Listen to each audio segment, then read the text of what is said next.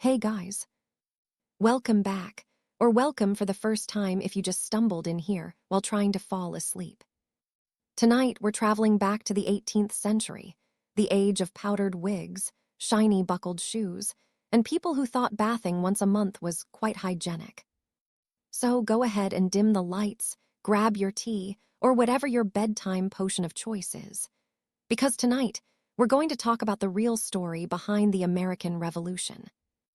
Not the flashy, firework-filled version you might have learned in school, but the slow, awkward, politically messy breakup between the colonies and their very controlling parent, the British Empire.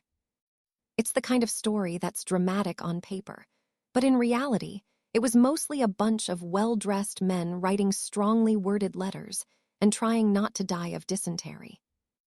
Let's start somewhere calm, say, around the year 1700. The British colonies in North America were doing pretty well, actually. There were 13 of them, which sounds organized, but they were kind of like 13 siblings who barely tolerated each other.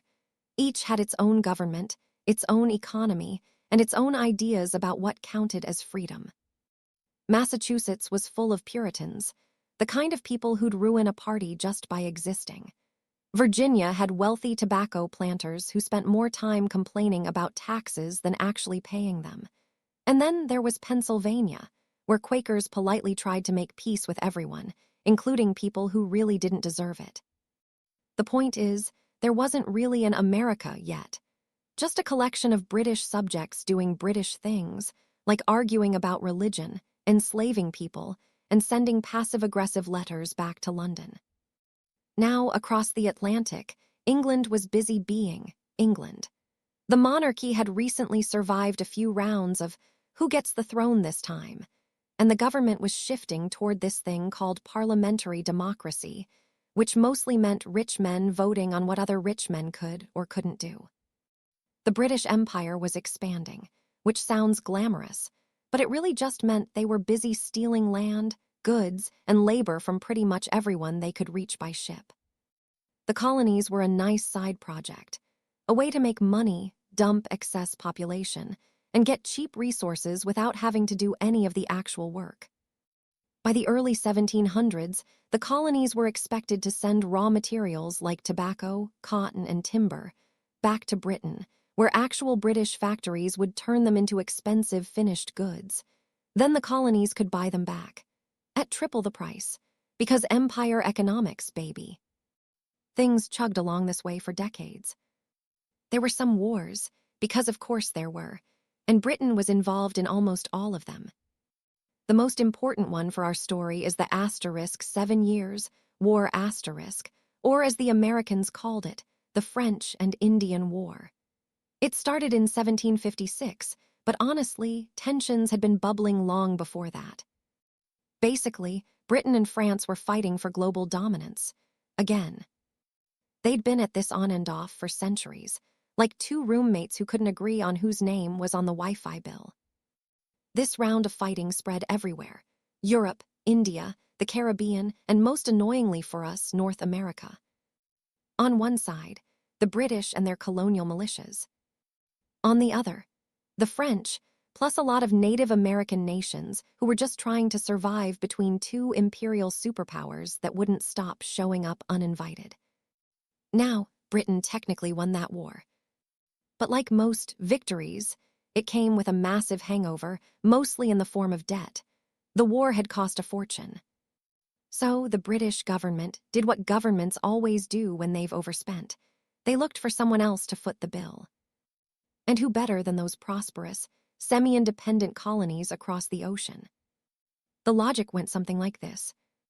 We fought to protect you from the French, you benefited, so you should pay your share. The colonists, however, had a different interpretation. Wait, we * fought too. Also, we didn't ask you to come over here, and we're broke. But logic doesn't pay off war debts. So in 1764, Parliament passed something called the * Sugar Act *. It was basically a tax on imported goods like sugar, wine, and coffee, all the things colonists needed to survive the misery of colonial life. Then came the * Stamp Act in 1765, which required official stamps on every printed document, newspapers, contracts, even playing cards.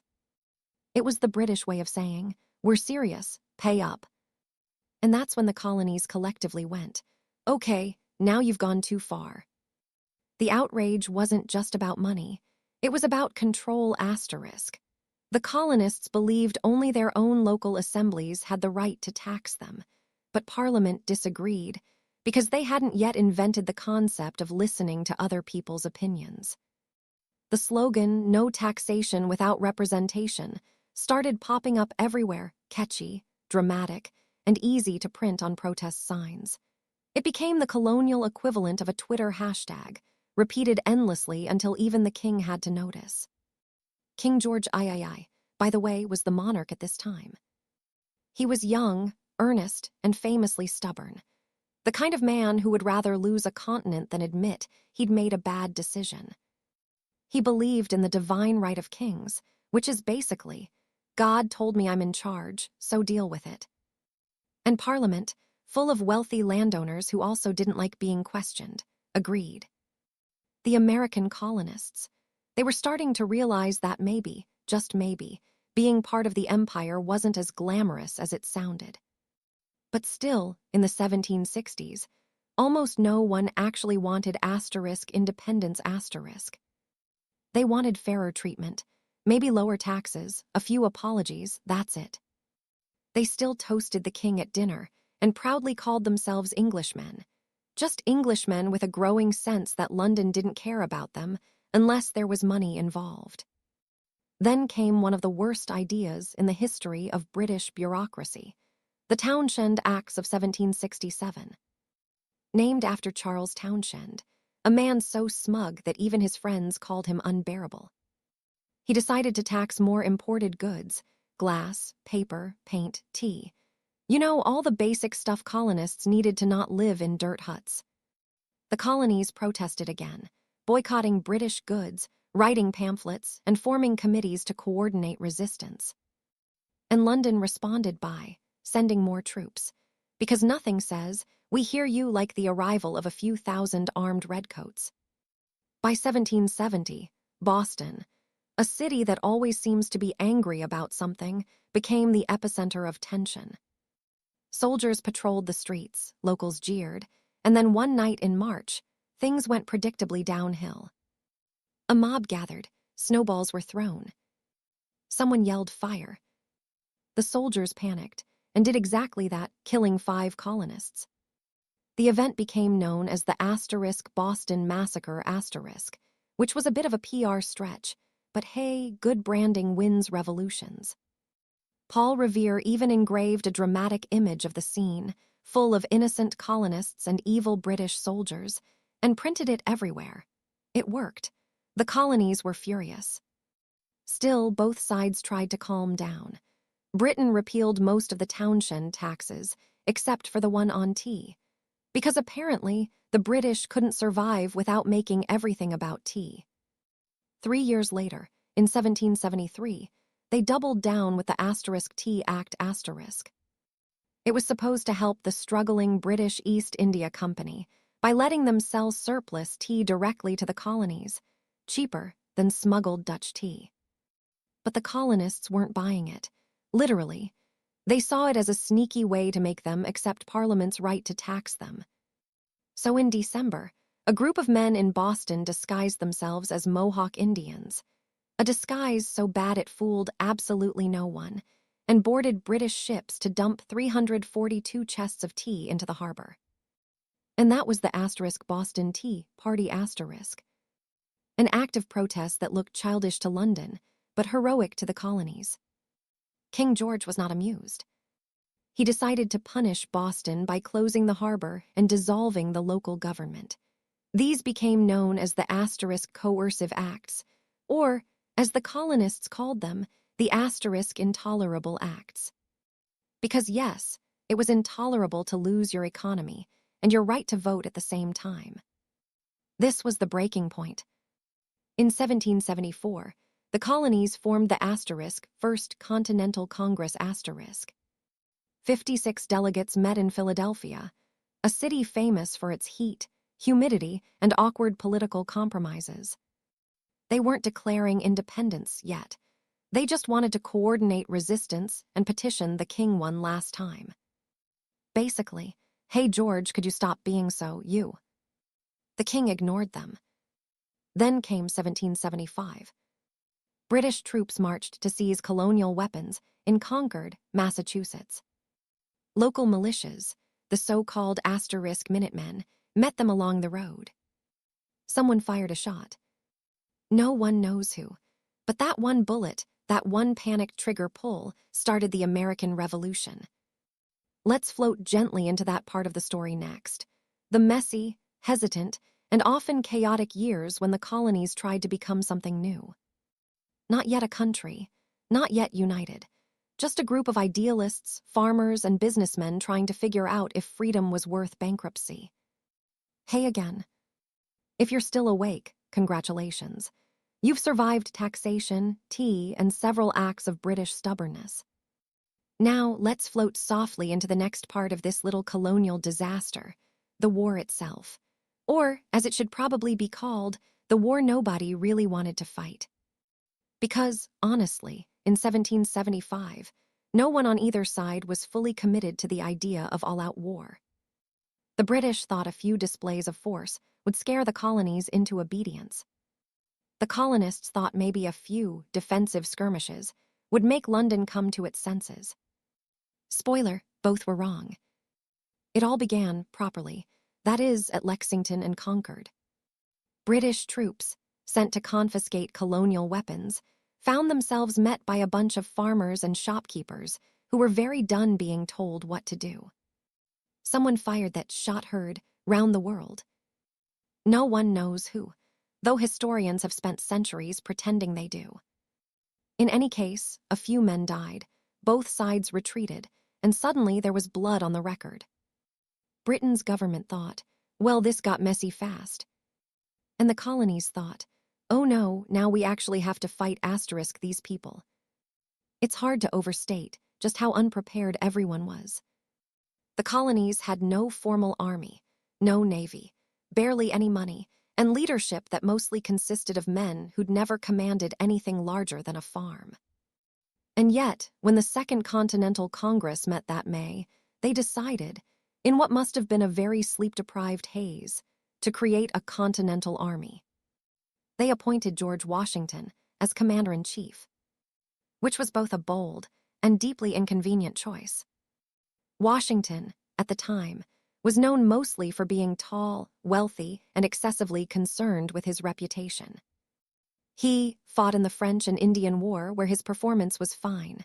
Not great, not terrible, just fine.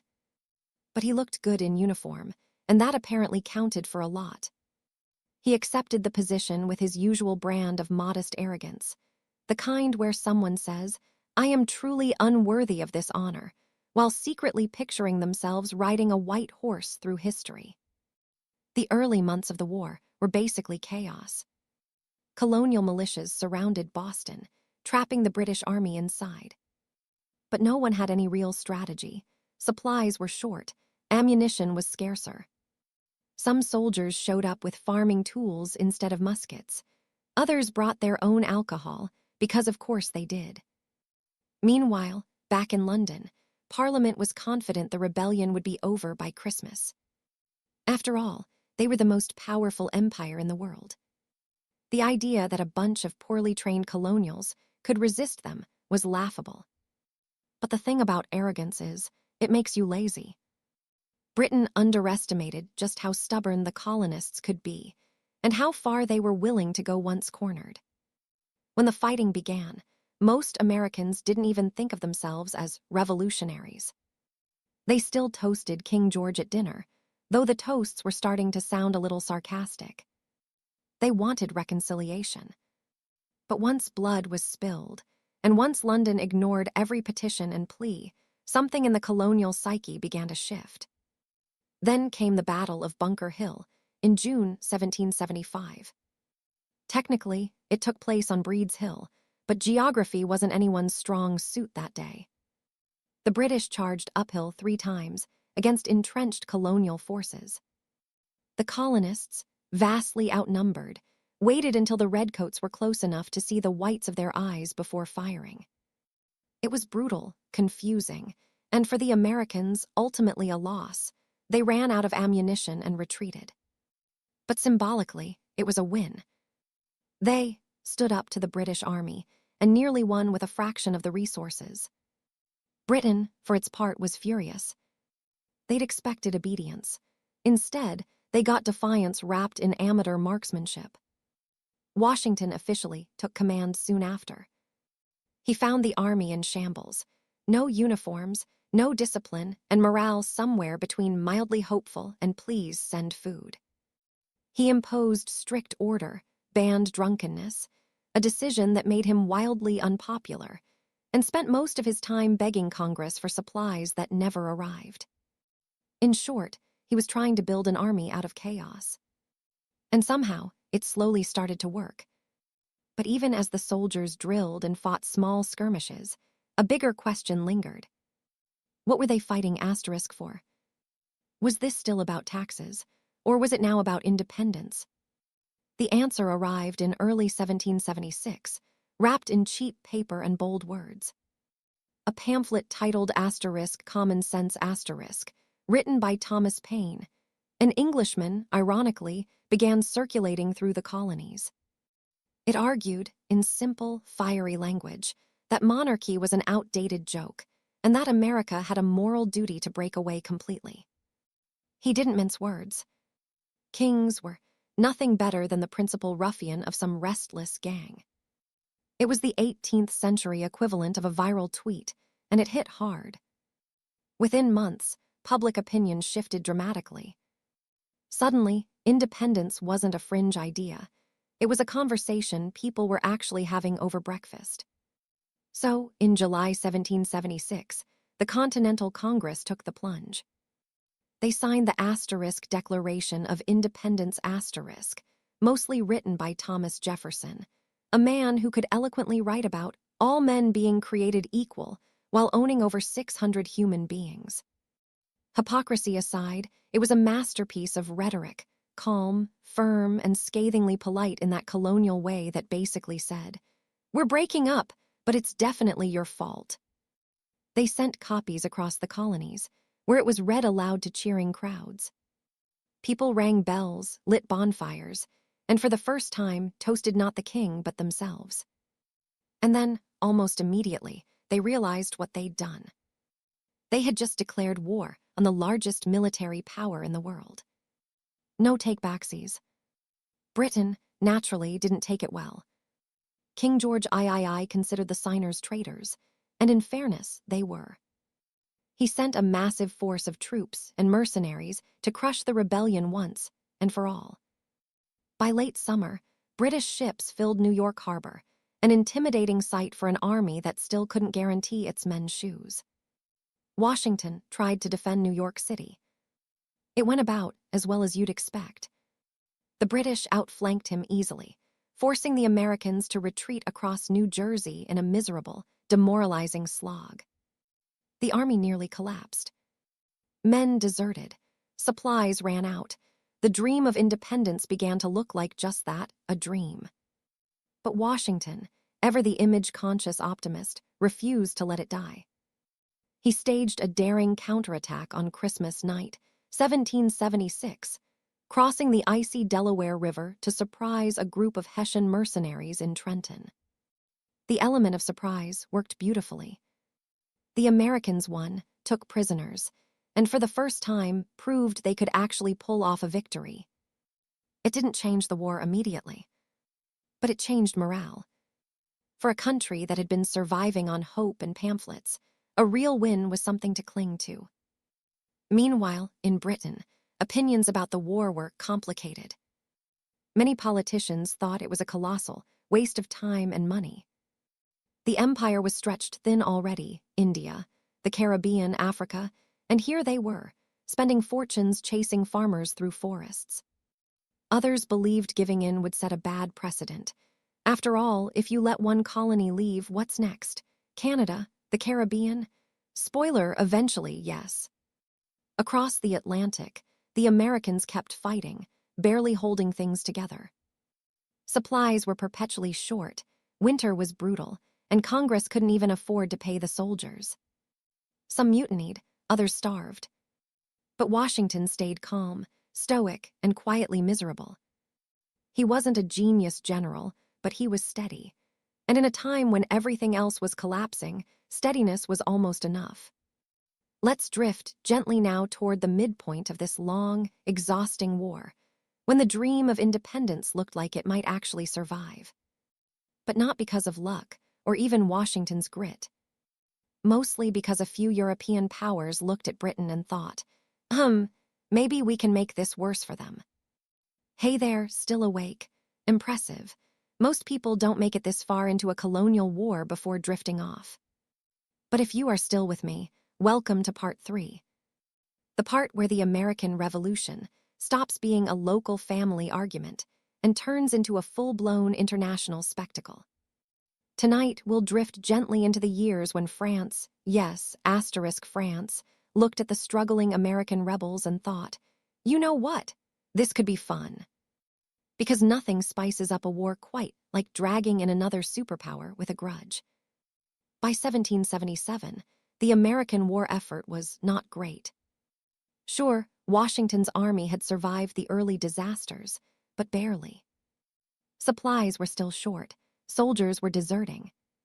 Congress couldn't pay anyone because, fun fact, they didn't have any real money. They printed some, of course, but early American currency was about as stable as a Jenga tower in an earthquake. Prices skyrocketed, people hoarded gold, and soldiers sometimes got paid in promises instead of coins. Morale was low, disease was high, and winter was coming, literally and metaphorically. Meanwhile, Britain was sitting smugly in New York, thinking the war was practically won. Their army was well-fed, well-trained, and reasonably confident. London's plan was simple: isolate New England, crush the rebellion in the north, and let the rest of the colonies surrender out of boredom. So they sent General John Burgoyne, known as Gentleman Johnny, which sounds like a pub singer, but wasn't down from Canada with a plan to cut off New England from the rest of the colonies. It looked clever on paper. In practice, it was a logistical nightmare. Burgoyne's army was overloaded with supplies, dragging along wagons full of champagne, silver cutlery, and officers' wives who insisted on coming. Because of course they did. By the time they reached Saratoga, New York, they were exhausted and surrounded. The Americans, under General Horatio Gates, saw their chance. They attacked, harassed, and slowly strangled Burgoyne's army into surrendering. It was, miraculously, a decisive victory, the first real, undeniable win of the war. The Battle of Saratoga, 1777, changed everything. For the first time, the Americans had proven they could beat the British in open battle. And for the first time, Europe started paying attention. Across the Atlantic, France had been watching the war like a nosy neighbor peeking through the blinds. They hated Britain deeply, passionately, and historically. After losing most of their colonies in the 7 Years' War, France had been quietly waiting for revenge. And now, here it was, a perfect opportunity. A rebellion they could support, weaken their old enemy, and maybe reclaim a bit of pride along the way. Plus, helping the Americans sounded delightfully petty. Benjamin Franklin, everyone's favorite inventor, flirt, and alleged womanizer, was sent to Paris as America's unofficial diplomat. He arrived wearing a simple fur hat, which the French aristocracy found absolutely charming. They adored him not for his politics, but for his rustic, New World style. To them, he was the embodiment of noble simplicity. To Franklin, they were just useful allies who served good wine. After Saratoga, France finally decided to join the fun. In early 1778, they signed an alliance with the United States, formal, military, and full of mutual promises. Britain suddenly realized it wasn't just fighting angry colonists anymore.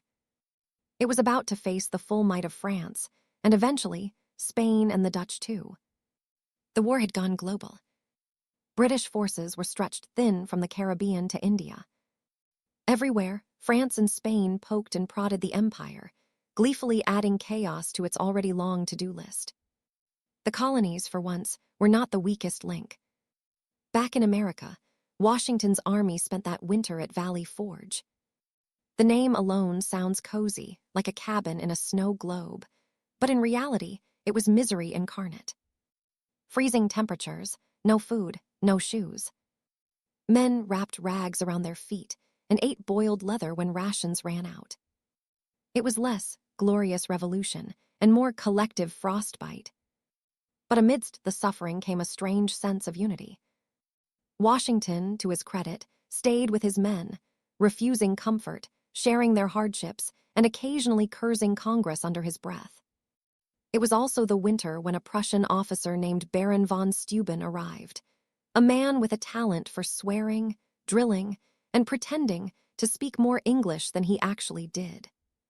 He reorganized the army, introduced proper training, and somehow made the ragtag force resemble a professional army. By spring, they could march, shoot, and even look intimidating. Progress. The next few years were long. The war dragged on with sporadic battles, endless supply shortages, and very little glamour. Washington won some, lost others, and generally kept the army alive through sheer stubbornness. The British, meanwhile, shifted their focus south, hopping to rally loyalists in places like Georgia and the Carolinas. It was a logical plan, if you ignored the fact that the southern colonies were full of people who really hated being told what to do. Fighting in the South was brutal, hot, humid, and confusing. Skirmishes blurred together. Both sides raided towns, burned crops, and left civilians miserable. It wasn't the clean, gentlemanly war Europe imagined. It was chaos on horseback. And through it all, Washington kept waiting for a miracle, preferably one involving French ships and actual food. The miracle eventually came. By 1781, the French Navy, under Admiral de Grasse, arrived in American waters. At the same time, a French army led by the Marquis de Lafayette, America's favorite enthusiastic rich kid, joined Washington for a coordinated campaign. Their target, Yorktown, Virginia. British General Cornwallis had fortified the town, assuming the Royal Navy would come to his rescue if anything went wrong. Unfortunately for him, the Royal Navy got distracted, or rather defeated by the French. Trapped by land and sea, Cornwallis realized his situation was hopeless. His men were exhausted, his supplies dwindling, and the smell probably unbearable. On October 19, 1781, he surrendered. Just like that. No dramatic duel, no final stand. Just one of the most powerful generals in the British Empire, handing over his sword to a bunch of colonials and Frenchmen. It wasn't technically the end of the war, that would come 2 years later, but symbolically, it was the moment everyone knew it was over. The Americans had done it, somehow. News of the surrender spread slowly, but when it reached Europe, Britain collectively sighed. The government changed hands, public opinion soured. Even King George III eventually accepted reality, reluctantly, bitterly, but still. The war had cost a fortune, tens of thousands of lives, and one entire continent. But empires fall quietly, and this one just slipped a little further toward humility. In 1783, the Asterisk Treaty of Paris was signed. Britain recognized the independence of the United States. Boundaries were drawn awkwardly, trade resumed, and everyone pretended to be civil about it. The Americans celebrated with parades and speeches. Washington, after 8 long years, finally resigned his commission and went home, probably just to sit in silence for a while. It was over. 13 colonies had somehow become one nation, broke, divided, and unsure of what came next, but free. The irony, of course, is that freedom wasn't for everyone. Enslaved Africans remained enslaved. Native nations lost even more land. Women who'd kept farms, businesses, and households running through the war were told to politely return to the background. The revolution had birthed liberty, but only for some. A promise not yet fulfilled. And yet, that's how history works. Messy, incomplete, full of contradictions, and somehow still moving forward. The American Revolution wasn't a clean story of good versus evil. It was a messy, awkward breakup full of ego, misunderstanding, and occasional brilliance. But it changed the world and set the stage for every argument about freedom that would follow. So if you've made it this far, congratulations. You've survived the tea, the frostbite, the politics, and the powdered wigs. Now close your eyes and let the noise of musket fire fade away into the quiet of 1783, when a brand new nation took its first, uncertain breath. Years of war were politely thanked and then told to stay out of politics. Because apparently, all men are created equal, had a few invisible asterisks. But for now, America was just relieved. They survived the impossible. And like every exhausted student after finals, they had no idea what to do next. The new United States was, let's say messy asterisk. The Articles of Confederation, their first attempt at government, was like trying to run a country with a group chat. Each state did whatever it wanted, nobody paid taxes, and Congress had the authority of a wet napkin. There was no national army, no national currency, and absolutely no agreement on what freedom actually meant. It was the awkward teenage phase of American democracy, full of optimism, bad decisions, and questionable haircuts, especially on John Adams. Meanwhile, the economy was in shambles. War debts piled up like dirty laundry.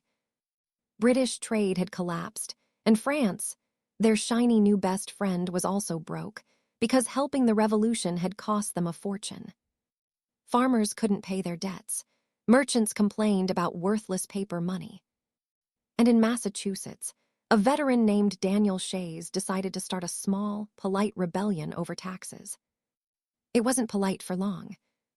Shays' rebellion, as it became known, terrified the elite. The government couldn't stop it. There was no real army to stop it. And the rich suddenly realized that maybe this whole, weak federal government thing wasn't such a great idea. So in 1787, a group of tired men in wigs gathered in Philadelphia to fix the system. They were supposed to revise the Articles of Confederation. Instead, they quietly threw it out and wrote something entirely new. Because, sure, when your country's barely 5 years old, why not rewrite everything? Thus, the Constitution was born. A document so flexible and vague that people still argue about it centuries later. It introduced checks, balances, and an endless supply of paperwork. It created a president, who was definitely not a king, except in every way that mattered, and gave Congress the power to tax, which they immediately used with enthusiasm. And who better to become the first president than the one man everyone vaguely trusted? George Washington, of course. Washington didn't really want to be president. He wanted to retire, grow some crops, and probably avoid human contact. But the country insisted. And because he had a pathological sense of duty, he agreed.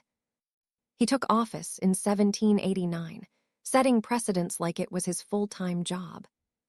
2 terms, peaceful transfers of power, no royal titles, no golden thrones.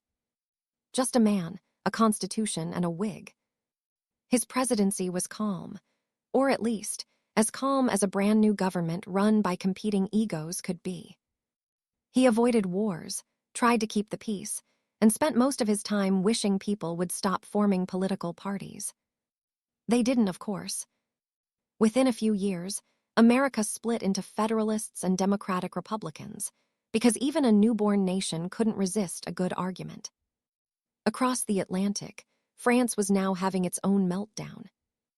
Inspired partly by the American example, and mostly by crushing poverty, the French people decided that maybe guillotines were a solid form of feedback. The French Revolution exploded in 1789. And suddenly, the US found itself in an awkward position. Should they support their old ally? Or should they avoid getting chopped up by association? Washington chose neutrality. He didn't want another war. He wanted naps. And probably tea without taxes. Meanwhile, King George III, the man America had spent 8 years fighting, was slowly unraveling. His mind began to deteriorate, leading to bouts of confusion and erratic behavior. Modern historians suspect porphyria or bipolar disorder. At the time, people just thought he'd finally gone mad. He wandered palace halls talking to trees, scolded invisible ministers, and occasionally declared himself perfectly sane, which, as history shows, is usually a bad sign. It was a sad, quiet end for a man who had once ruled an empire on which the sun never set. Britain moved on. America moved forward. And George faded into the background, a tragic reminder that sometimes kings lose more than their colonies. Back in the States, the 1790s were lively. Political infighting reached new heights. Hamilton, Jefferson, and Adams all bickered like divorced parents trying to raise a republic. Hamilton built a national bank. Jefferson hated it. Adams got stuck in the middle, probably regretting his entire life. Washington eventually stepped down, finally free to go home and pretend he didn't hear the chaos from Mount Vernon. In his farewell address, he warned against political parties and foreign entanglements, advice America promptly ignored forever. When Washington died in 1799, the young nation mourned him like a father figure. Church bells rang for days, newspapers printed black borders. And even in England, they acknowledged his greatness, grudgingly but sincerely. He'd gone from leading a ragged band of rebels to creating the blueprint for a modern democracy. Not bad for a man who spent most of the war losing battles and freezing in tents. So there it was, the American Revolution. A war that started over taxes and tea, spiraled into global conflict, and ended with a group of idealists somehow founding a country. It wasn't glamorous, it wasn't clean. It was a mess of luck, diplomacy, and stubborn human will. But that's the thing about revolutions, they never really end. They just evolve, drift, and occasionally argue with themselves on social media centuries later. Anyway, that's our story for tonight. The colonies became a nation. The king went mad. France inevitably burned everything down. And somewhere in the distance, you can almost hear a young Alexander Hamilton writing another essay no one asked for. So if you're still awake, congratulations. You've survived the revolution, all of it. Now go ahead, close your eyes. Dream of powdered wigs, wooden teeth, and slightly awkward founding fathers trying to invent a country from scratch. And remember, history isn't just battles and dates, it's humans being beautifully, predictably flawed. Still here, you're officially a veteran now, 5 parts in and still conscious. That's more endurance than half the Continental Army had by the end. So, welcome to the quiet aftermath, the part where all the heroes try to live normal lives and mostly fail at it. Because the funny thing about revolutions is that winning the war is the easy part. It's the piece that gets weird. Let's start with the obvious problem. America had absolutely no idea what it was doing. Imagine a bunch of exhausted farmers, lawyers, and ex-soldiers sitting around saying, "Okay, so now what?" That was pretty much Congress in 1783. The country was technically independent, but nobody could agree on what kind of independence it should have. Some wanted a strong central government. Others wanted every state to do its own thing. And since everyone had just spent 8 years complaining about tyranny, the word authority made them twitch. The Articles of Confederation, their first constitution, was supposed to be the solution. It was not. It was a glorified suggestion box. Each state printed its own money, set its own trade rules, and occasionally ignored Congress entirely. The federal government couldn't tax anyone, couldn't raise an army, and couldn't stop states from behaving like small, bickering nations. It was basically 13 countries in a trench coat pretending to be one. Economically, things were rough. War debts hung over everyone's heads. Merchants wanted repayment in gold, but no one had any. Soldiers who'd fought for years went home with nothing, but thank you notes and useless paper money. Inflation ran wild. Farmers lost their land. And people began to wonder if maybe independence wasn't as glamorous as advertised. In 1786, when the government tried to collect taxes from the already broke farmers of Massachusetts, they snapped. A veteran named Daniel Shays led a rebellion, a polite one, at first, which quickly turned into mobs shutting down courthouses and chasing officials out of town. Congress couldn't stop them. The army didn't exist. Eventually, a group of wealthy citizens funded a private militia to suppress the uprising. Because of course they did, nothing says freedom like hearing your own army to defend capitalism. But Shays' rebellion scared everyone in power. It made them realize that without a stronger government, the whole experiment could fall apart faster than a continental dollar. So, in 1787, the Founding Fathers gathered again in Philadelphia, technically to fix the Articles. In reality, they burned them and started from scratch, which feels very on brand for 18th century problem solving. It was hot, the windows were closed, and everyone was sweating in wool. The air smelled like ink, ambition, and mild disappointment. Over several months, they debated everything: representation, slavery, taxation, how much power the president should have, and whether or not they should have a king without calling him one. By September, they had their masterpiece, the Constitution. It was short, vague, and open to interpretation, which was the point. Ambiguity, they figured, was the secret to longevity. The new government had 3 branches, plenty of checks and balances, and a built-in mechanism for endless arguments. It was imperfect, but functional at least on paper. Then came the question of who should lead this newly minted system. And really, there was only one choice: George Washington. The man could have declared himself king, emperor, or lord of liberty, and probably gotten away with it. Instead, he just sighed, put his boots back on, and agreed to become the first president. You can almost hear the quiet despair in that decision. He didn't want the job. He wanted peace, quiet, and maybe a lifetime supply of tea. But America was still fragile, and Washington, stoic, honest, and relatively drama-free, was the human version of duct tape. In 1789, he took the oath of office in New York City, wearing his usual stoic expression that said, "Please don't make this weird."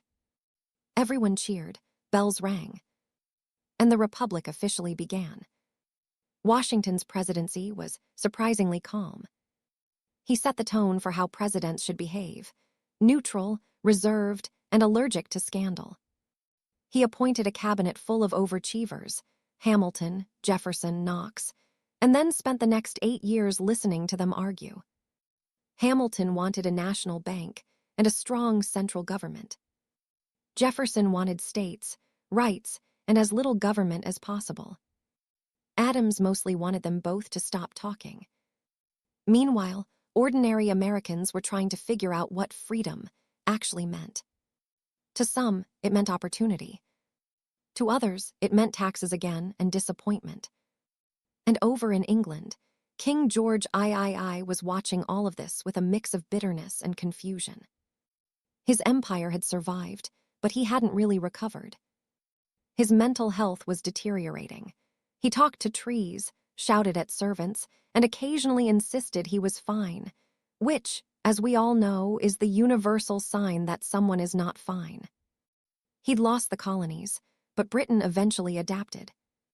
They shifted focus to India, Africa, and eventually Australia, because nothing says resilience like colonizing a new hemisphere. For George, though, the revolution was personal. It haunted him. Every anniversary of the loss, he reportedly grew melancholy. It's hard to let go of an empire, or a stubborn child who insists on moving out and starting their own country. Back in America, Washington finally retired in 1797 after 2 exhausting terms. He warned against political parties and foreign entanglements, advice that everyone immediately ignored. Jefferson and Adams went on to feud like exes for decades. Hamilton wrote too much, and the young republic spent its early years tripping over its own ideals. Freedom, as it turned out, was complicated. It wasn't about tea or taxes anymore. It was about identity, who belonged, who didn't, and who got to decide. And that argument never really ended. It just evolved through civil wars, civil rights, and the occasional Twitter thread. But for now, let's leave the 18th century where it belongs, in faded parchment and half-remembered myths. The revolution was messy, human, and full of contradictions. It wasn't the clean story of liberty that school books promise. It was a long, awkward experiment in self-government that somehow didn't collapse. And maybe that's the real miracle, not the battles, not the declarations, but the fact that it kept going. That ordinary, imperfect people somehow built something that survived its own chaos. So, if your eyes are heavy, and your brain feels pleasantly full of powdered wigs and misplaced ideals, good. That means you've made it to the end. Close your eyes. Drift off. And dream of a world where revolutions were tidy, kings were sane, and democracy didn't require so many meetings.